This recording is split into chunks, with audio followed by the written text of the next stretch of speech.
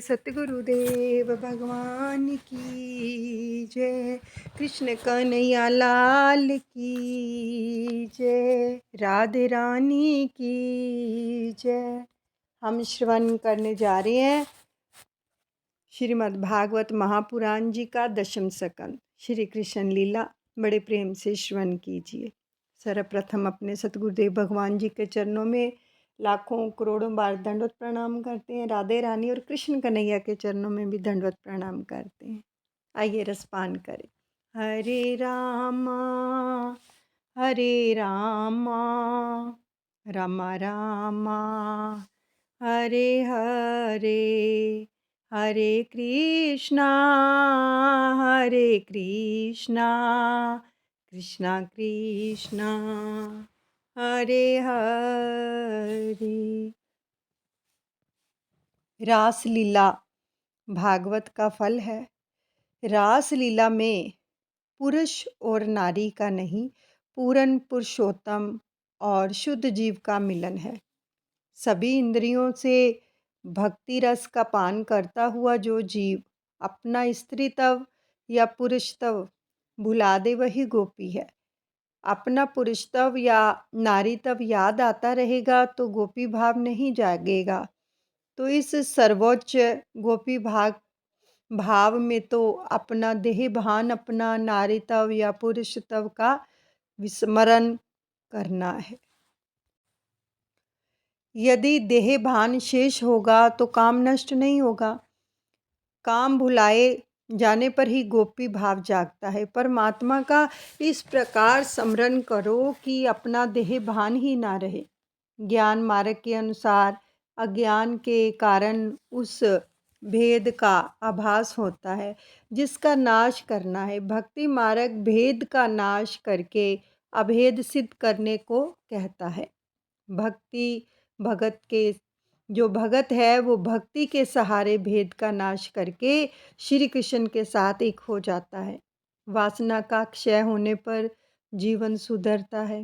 पूतना वासना और जो है तृणावर्त रजोगुण का नाश होने पर जीवन सात्विक होगा।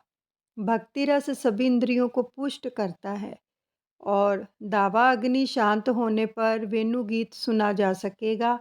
यह सब तैयारी रास में जाने के लिए है। ईश्वर का प्रत्यक्ष स्वरूप है नाद ब्रह्मा। इसमें तन्मयता होने पर परब्रह्म की प्राप्ति होगी। वेणु गीत में ब्रह्मचारिणी गोपियों का रास है। यज्ञ पत्नियों के प्रसंग में विवाहिता और गोवर्धन लीला में वानप्रस्थी गोपियों के साथ रास है। वेणुनाद में नाद ब्रह्मा की उपासना करती हुई गोपियां तन्मय हो गई। गोपियों ने कात्यायनी व्रत किया सो श्री कृष्ण ने उन्हें दिव्य वस्त्रों का दान दिया। और एक बार गोप बालकों को भूख लगी तो उन्होंने कन्हैया से बात की। कन्हैया ने उनको यज्ञ कर रहे ब्राह्मणों के पास भेजा। ब्राह्मणों ने कुछ भी नहीं दिया किंतु ब्राह्मणों की जो पत्नियों ने उन्हें भोजन कराया। यही है यज्ञ पत्नियों के उद्धार की संक्षिप्त कथा। और अन्नदान सर्वोत्तम दान है। भगवान गरीबों और परम पवित्र ब्राह्मणों के मुख से भोजन करते हैं। सभी को यथाशक्ति भोजन कराओ। अब आती है गोवर्धन लीला। गोवर्धन लीला के पश्चात आएगी रास लीला। गो का अर्थ ज्ञान और भक्ति। ज्ञान और भक्ति को वृद्धिगत करने वाली लीला ही गोवर्धन लीला है। ज्ञान और भक्ति के बढ़ने से देहाध्यास नष्ट होता है और जीव को रास लीला में प्रवेश मिलता है। ज्ञान और भक्ति को बढ़ाने के लिए क्या किया जाए? घर छोड़ना पड़ेगा। गोप गोपियों ने घर छोड़कर गिरिराज पर वास किया था। हमारा घर भोग भूमि होने के कारण राग द्वेष अहोभाव तिरस्कार और वासना आदि हमें घिर रहते हैं। घर में विषमता होती और पाप भी। भोग भूमि में भक्ति कैसे बढ़ पाएगी? सात्विक भूमि में ही भक्ति बढ़ सकती है। और साधारण गृहस्थ का घर विविध वासनाओं के सूक्ष्म परमाणु से भरा हुआ होता है। ऐसा वातावरण भक्ति में बाधक है। ऐसे वातावरण में सारा वर्ष रहकर ना तो भक्ति बढ़ाई जा सकती और ना ही ज्ञान। सो एक आध मास किसी नीरव पवित्र स्थल पर जाकर किसी पवित्र नदी के किनारे वास करके भक्ति और ज्ञान की आराधना करना जो है श्रेष्ठकर है। वैसा ना हो सके तो घर को ही तीर्थ बनाओ।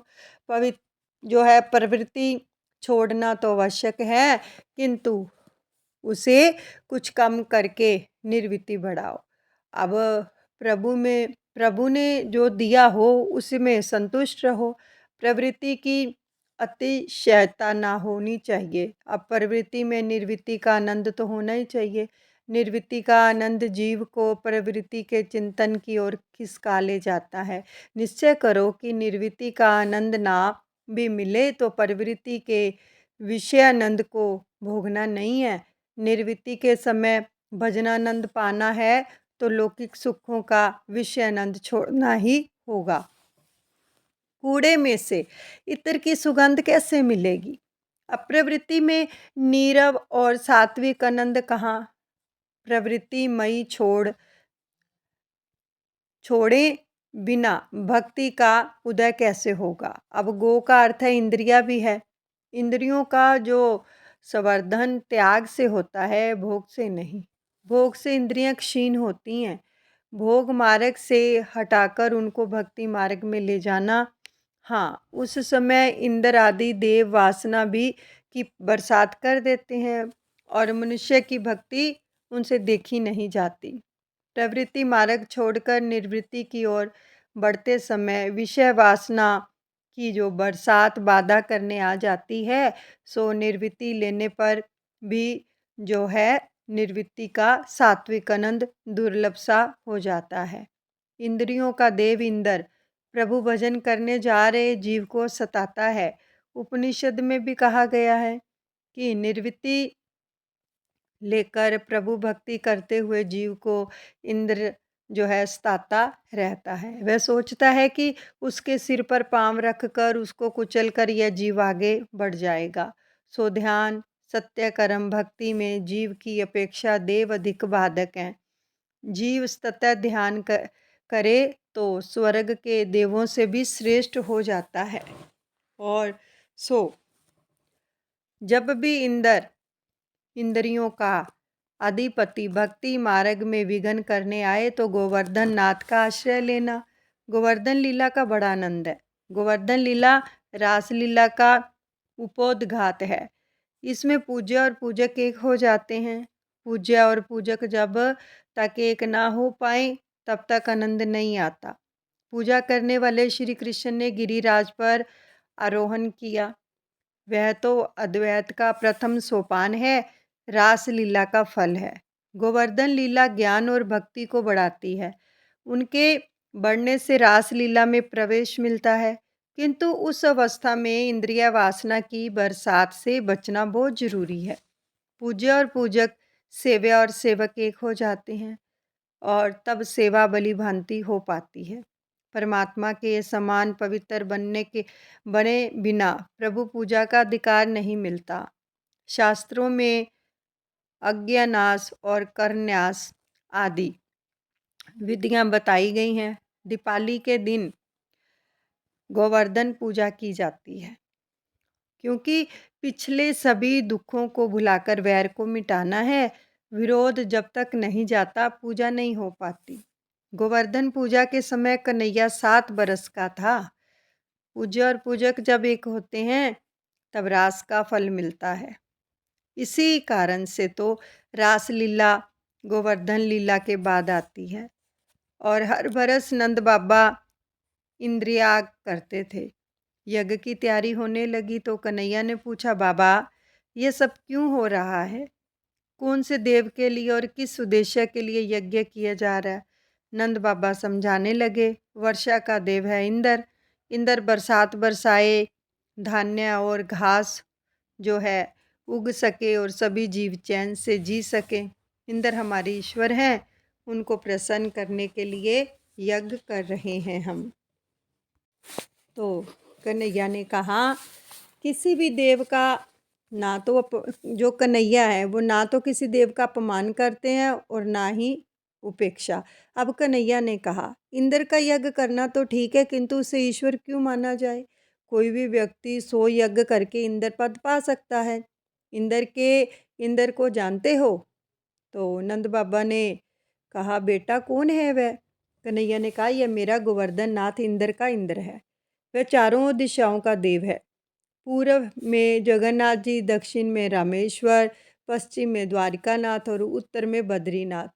इन चारों के मध्य में है गोवर्धन नाथ। वह सबका स्वामी है और मध्य में बैठा हुआ है।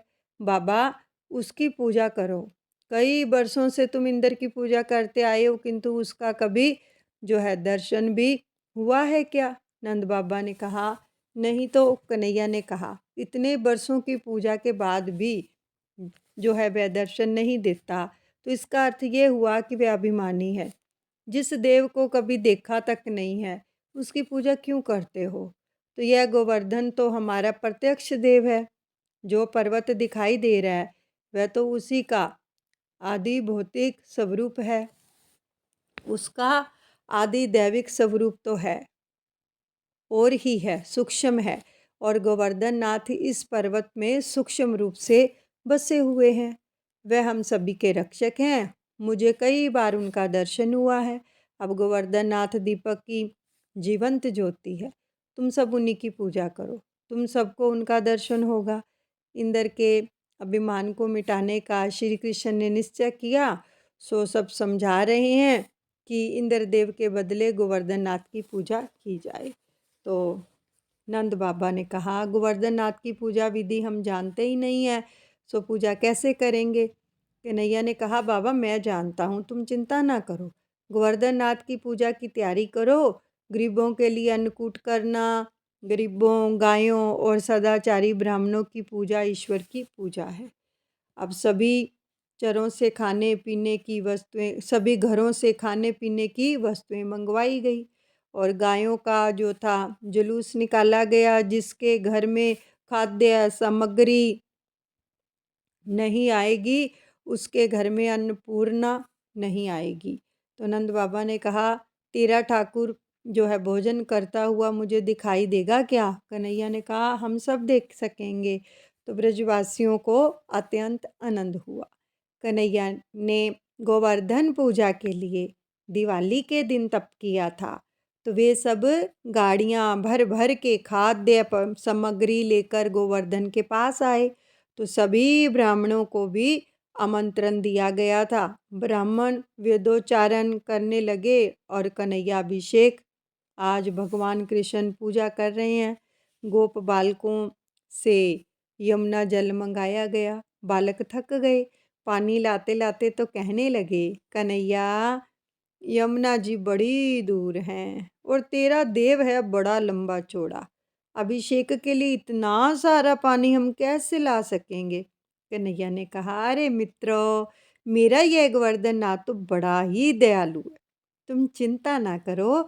अब कन्हैया प्रार्थना करने लगे हे गोवर्धन मेरे मित्र थक गए हैं। गंगा यमुना तो आपके चरण में ही है, कृपा करके किसी को प्रकट करो। तो उसी समय गोवर्धन से गंगा जी प्रकट हुई। इसे मानसी गंगा कहते हैं। सभी बालक आनंद से उछलने लगे। नदी आई, नदी आई। कन्हैया ने समझाया कि कोई सामान्य नदी नहीं है, ये गंगा जी हैं। गोवर्धन का अभिषेक पूर्ण हुआ तो श्रृंगार किया गया। अब ब्रजवासी कहते हैं अभिषेक दर्शन में हमें बड़ा मजा आता है, यह ठाकुर तो हमें देखकर हंस रहा है। अब ब्रजवासी चंदन लाए तो कन्हैया ने कहा ठंड की ऋतु है, सो चंदन से तो मेरे भगवान को कष्ट होगा। बालकों ने कुमकुम का तिलक करने की सोची। अब कन्हैया ने कुमकुम का जो हाथ तिलक कर सकते हैं, कन्हैया ने कहा पूछा तो, किंतु वह कहीं नाक में न चला जाए, नहीं तो छींक आ जाएगी। सेवा पूजा करते समय मूर्ति को चेतन मानो, जड़ नहीं। यानी घर में भी हम मंदिर में जो पूजा करते हैं जो भगवान विराजमान है, सतगुरुदेव भगवान जी विराजमान हैं, तो उन सबको क्या है, जड़ नहीं मानना है कि ये मूर्तियाँ हैं, साक्षात मानो कि ये चेतन अवस्था में ही हमारे घर में विराजमान है। मूर्ति में साक्षात परमात्मा है, ऐसा मानो। अपनी देह के प्रति जो प्रेम रखते हैं, वैसा ही प्रेम भगवान के प्रति भी रखो। जैसे हमें भूख प्यास लगती है, सर्दी गर्मी के हम कपड़े पहनते हैं, ऐसे ही भगवान का भी ध्यान रखो। प्रभु जी बड़े आनंद प्रिय हैं। कन्हैया ने अपना एक स्वरूप नंद बाबा के पास रखा है और दूसरे से गिरिराज में प्रवेश किया।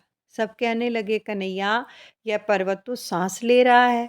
भगवान के 3 स्वरूप हैं, आध्यात्मिक, आदिदैविक और भौतिक। अब ठाकुर जी ने दही का तिलक किया और दही नाक या मुंह में चली जाए तो भी कुछ हर्ज नहीं होगा। कन्हैया ने कहा, अब हम ठाकुर जी का चावल से अभिवादन करें। तो कन्हैया ने कहा, नहीं नहीं, चावल कहीं ठाकुर जी को लग गए तो फिर क्या करेंगे। तो कन्हैया, मोती से पूजा करो। यदि प्रेम से मोती से अभिवादन करोगे तो तुम्हारा घर मोतियों से भर जाएगा। भगवान का एक स्वरूप चतुर्भुज भी है, वह आदि भौतिक स्वरूप है। कन्हैया आज अपने को ही प्रणाम कर रहा है, बाबा ये है साक्षात परमात्मा। सब पूछने लगे, कन्हैया अब हमें क्या करना है। तो कन्हैया ने कहा, मेरे प्रभु को भूख लगी है, भोग लगाओ। तो भगवान को भोग लगाए बिना कभी ना खाना। भोग ना लगाने से वे तो भूखे नहीं रह जाएंगे, किंतु कभी तुम्हें भूखे रहना भी पड़े तो इस जन्म में या किसी भी जन्म में। ब्रजवासी क्या गोवर्धन नाथ भी भूखे होते हैं? क्या वे सचमुच खाएंगे? कन्हैया ने कहा, हाँ, मेरा नाथ तो दीपक की ज्योति सा जीवंत है, प्रत्यक्ष है, वह हमारे सामने ही खाएगा। सभी खाद्य सामग्री जो थे प्रकोष्ठ में आकर में रख दी गई। अब ऊपर तुलसी दल भी अर्पण किया गया। तो हे गोवर्धन, आपको कौन खिला सकता है? आप तो समस्त जगत के अन्नदाता हैं। हमारी भावना है, प्रार्थना है कि आपको भोजन करते हुए निहारे। तो ठाकुर जी थाली उठाकर खाने लगे। गोप बालक आनंद से नाचने लगे, लाला यह ठाकुर तो सचमुच खा रहे हैं। तो सभी बोल उठे, कन्हैया ने ठाकुर जी, जो कन्हैया के ठाकुर जी हैं वो तो सचमुच दीपक की ज्योति के समान जीवंत और प्रत्यक्ष हैं। तो गोवर्धन नाथ ने भोजन जारी रखा। तो गोप बालक चिंतित होने लगे, लाला ये तो लगता है सब कुछ खा जाएंगे, लंबे अरसे से भूखे लगते हैं, हमारे लिए भी कुछ रख छोड़ोगे या नहीं? यूं तो कभी अकेले नहीं खाता है और ये तो अकेले ही खाए जा रहा है, और प्रसाद भी नहीं मिलेगा क्या? तो कन्हैया ने कहा, मेरे ठाकुर जी जितना खाएंगे उतना ही हमें भी देंगे। देखो, गोवर्धन नाथ के पास लक्ष्मी जी आ गई। वे जिसके घर का भोजन करते हैं उसके घर माँ लक्ष्मी जी की कृपा होती है। गोवर्धन नाथ की पूजा और आरती के बाद सभी ब्रजवासी भोजन करने बैठ गए। छोटा कन्हैया परोस रहा है और सभी को आग्रह करके खिला रहा है। गोप बालक कहते हैं कि आज तो इतना अच्छा भोजन है कि एक ही जगह पर 4 पेट हो जाएं तो मज़ा आ जाए। कन्हैया ने कहा, चाहे जितना भी खाओ, किंतु बिगाड़ मत करना। अन्न तो ब्रह्मा है, जो जो है उच्छिष्ट खाएगा वह तुम्हारा पुण्य भी खा जाएगा, ठीक है? और प्रसाद का अपमान करोगे तो गोवर्धन क्रोधित हो जाएंगे। अन्न का कभी अनादर ना करो। भीख मंगों को भी जूठा अन्न नहीं दिया जाना चाहिए। भीख मंगा है तो क्या, वह भी तो ईश्वर का ही तो अंश है। कितने सुंदर वचन आ रहे हैं कि प्रभु कह रहे हैं कि अन्न का कभी भी तिरस्कार मत करो। और जो तिरस्कार करते हैं, मान लो जो अन्न छोड़ देता है और वो अन्न को कोई और खा लेता है, तो वो क्या है, जिसका अन्न छोड़ा हुआ है जूठा, जो उसका खाएगा, ठीक है, वो उसका पुण्य भी खा जाएगा, उसका पुण्य क्षीण हो जाएगा, समझो, जिसने छोड़ा है, जो अन्न का तिरस्कार करते हैं।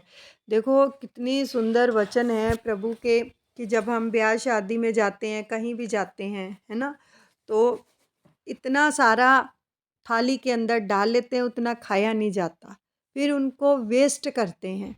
उससे क्या होता है? अन्न का निरादर होता है। कहीं भी जाओ, चाहे लंगर कर रहे हो, किसी के घर जा रहे हो, फंक्शन पर जा रहे हो, प्लेट में उतना ही लो जितना आप खा सकते हो, भले दोबारा ले लो, लेकिन पहले थोड़ा लो। अपने बच्चों को भी थोड़ा ही दिया करो। बच्चे बीच में छोड़ देते हैं, फिर हम उनको नाली में फेंक देते हैं। इससे अन्न का तिरस्कार होता है। सभी को प्रसाद दिया गया। सभी ने रात्रि के समय तलहटी में विश्राम किया। इधर नारद जी इंद्र के पास आए और कहा, नारायण नारायण, उस गोपाल के बच्चे ने जो है तेरा अपमान किया है। उसने तेरी पूजा कराने के बदले गोवर्धननाथ की पूजा करवाई है। तो इंद्र ने जो था कोपायमान होकर 12 मेघों को आज्ञा दी, उस गोपाल के बच्चे ने मेरा अपमान किया है, ब्रिज पर टूट पड़ो और सभी का नाश कर दो। मेघों ने ब्रज में हाहाकार मचा दिया। कार्तिक मास में इतनी भारी वर्षा कभी नहीं होती। सभी भयभीत हो गए। नंद जी भी व्याकुल हो गए। कन्हैया कहने लगा, मेरे प्रभु गोवर्धन नाथ सभी की रक्षा करेंगे और इनमें विश्वास रखो। तो उन्होंने मुझसे स्वप्न में कहा है कि मेरी पूजा से वो प्रसन्न हैं। 7 दिनों तक वर्षा होती रहेगी। उसके बाद उनकी शरण में जाने से वे हमारी रक्षा करेंगे। मैं भार रहित होकर तेरी उंगली पर खड़ा रहकर सभी की रक्षा करूँगा। ऐसा भी उन्होंने कहा। ये कन्हैया ने सबको बोल दिया पहले ही। तो लाला, ऐसी बात है, तब तो जल्दी उठा गोवर्धन को। तो कन्हैया ने कहा, मैं अकेला कैसे उठा पाऊंगा, तुम सब भी मेरी सहायता करना। गोवर्धन नाथ फूल से हल्के हो गए और कन्हैया की उंगली पर खड़े हो गए। श्री गिरिधारी की जय हो।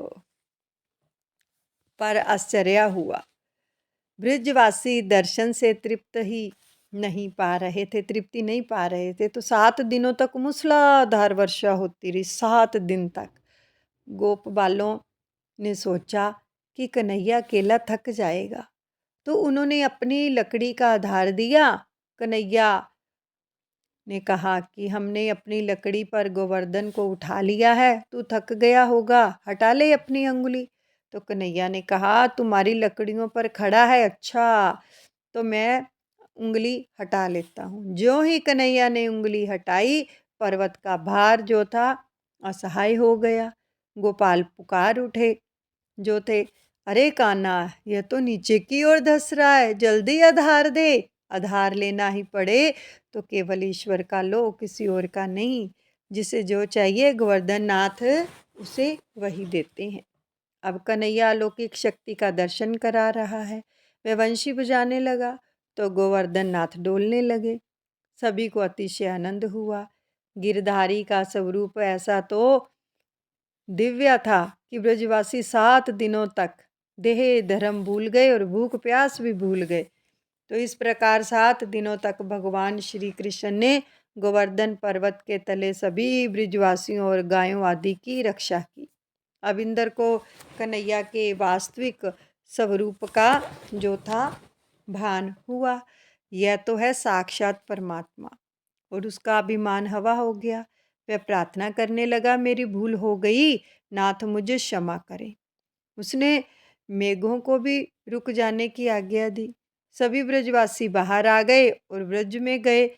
इंद्र ने श्री कृष्ण का दूध से अभिषेक किया। उस दूध को जहाँ इकट्ठा किया था उसे सुरभि कुंड कहते हैं। कुछ लोगों को आशंका हुई कि यह कन्हैया शायद ईश्वर है। एक सभा सी हुई और चर्चा चल पड़ी। कहा, यह 7 बरस का लड़का और कहाँ है वे भारी भरकम गोवर्धन पर्वत? यह नंद जी का पुत्र है या किसी का उठाया लाया गया है? तो हम नंद जी को बुलाकर उनसे पूछें। तो नंद बाबा आए तो पूछा गया कि यह लड़का किसका है?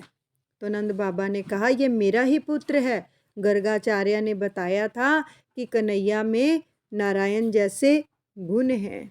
यहीं पर हम दशम स्कंद समाप्त करते हैं। हरे रामा